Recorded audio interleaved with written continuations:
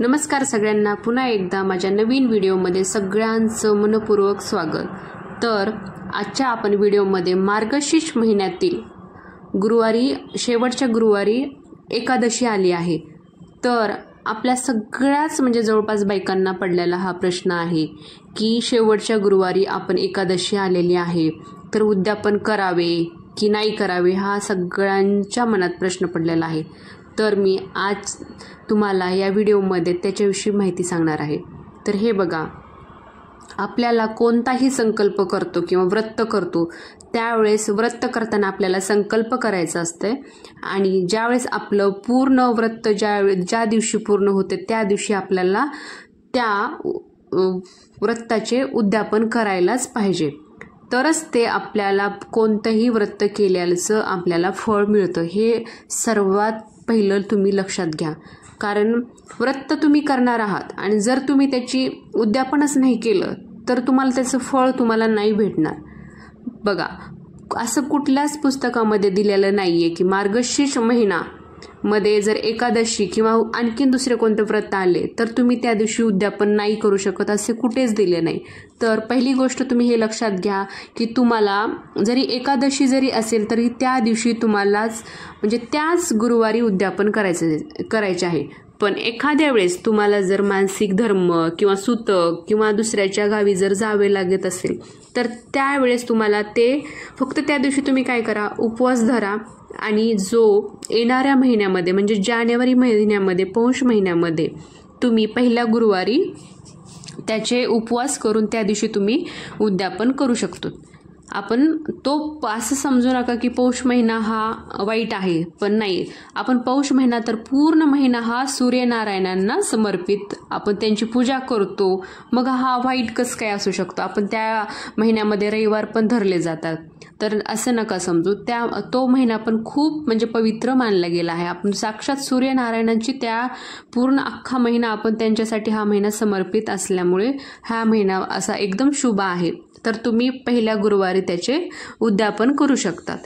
आणि दुसरा प्रश्न ज्यांना एकादशीच नाहीये तर मग तुम्ही त्या दिवशी तर तुम्हाला प्रश्नच नाही की तुम्ही हे उपवास करू शकतात आणि त्या दिवशी तुम्हाला जर काही अडचण नसेल तर तुम्ही नक्कीच उद्यापन करा त्याच दिवशी। जर तुम्हाला एखाद्या वेळेस एकादशीचं व्रत असेल तर बघा, एकादशीचं व्रत हे अर्धवट सोडत नाहीत, म्हणून तुम्हाला काय करायचं आहे, उद्यापनाच्या दिवशी तुम्ही काय करा, एका सुहासिनीला किंवा त्या दिवशी 7 सुहासिनींना बोलवा आणि त्यांना तुम्ही तुमच्या इच्छाशक्तीने जर तुम्ही त्यांना जेवण, खीर किंवा फळ असे तुम्ही त्या दिवशी त्यांना दान देऊ शकतात। आणि मग तुम्ही काय करा, फक्त तुम्ही तर पूर्ण त्या दिवशी उद्यापन तर करू शकतात आणि फक्त तुम्हाला प्रसाद म्हणून देवीला जे तुम्ही फळं आणि पंचामृत जे तुम्ही देवीला प्रसाद म्हणून ठेवलेला आहे तर तुम्ही देवीकडनं तोच प्रसाद तुम्ही घेऊन तुमचा त्या दिवशी व्रत पूर्ण झालं असं हे तुम्ही उद्यापन केलं असं तुम्ही प्रसाद घेऊ शकतात आणि त्यावर तुम्ही उपवास सोडू शकता। आणि तुम्हाला दुसऱ्या दिवशी देवीची क्षमा याचना करून तुम्हाला त्या दुसऱ्या दिवशी उपवास सोडायचा आहे, त्या दिवशी तुम्ही उपवास सोडू शकतात। तर पहिली गोष्ट तुमच्या ही लक्षात आलीच असेल। तर तुम्ही हे शेवटच्या 4थ्या गुरुवारीच उद्यापन करा। आणि पण जर एखाद्या वेळेस तुम्हाला सुहासनं पण काय एकादश व्रत असणारे जर भेटलं तर काय करा, तुम्ही त्या दिवशी त्यांना पण फळ आणि एक व्रत पुस्तिका त्यांना पण भेट म्हणून द्या आणि दुसऱ्या दिवशी तुम्ही सवाष्ण म्हणून त्यांना पण जेवायला बोलून त्या दिवशी तुम्ही जेवण द्या आणि तुम्ही दोघींनी उपवास असं सोडू शकतो, असे पण केलं तरी चालते। आणि उद्यापनाच्या दिवशी बघा, सुहासनीचे उष्टे ताट आपल्या घरी पडलेच पाहिजे अशी पूर्वपार परंपरा चालत आलेली आहे।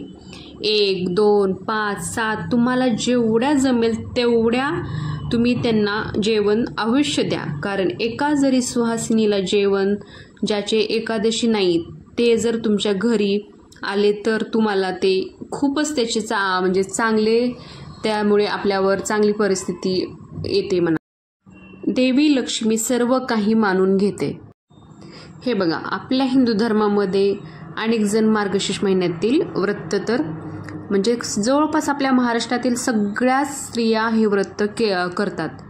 पण योगायोगाने त्या दिवशी काय झाले, एकादशी आलेली आहे.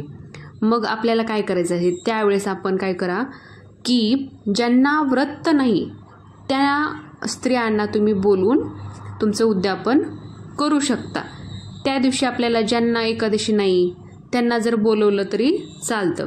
एकादशीचे व्रत असेल किंवा व्रतमध्ये शेवटच्या गुरुवारी करायची असेल आपल्याला, तर तुम्हाला आजची माहिती कशी वाटली तर नक्कीच मला कमेंट करून नक्कीच सांगा की म्हणजे तुम्ही नक्कीच मार्गशीर्ष गुरुवारचे व्रत हे 4थ्याच गुरुवारी करा.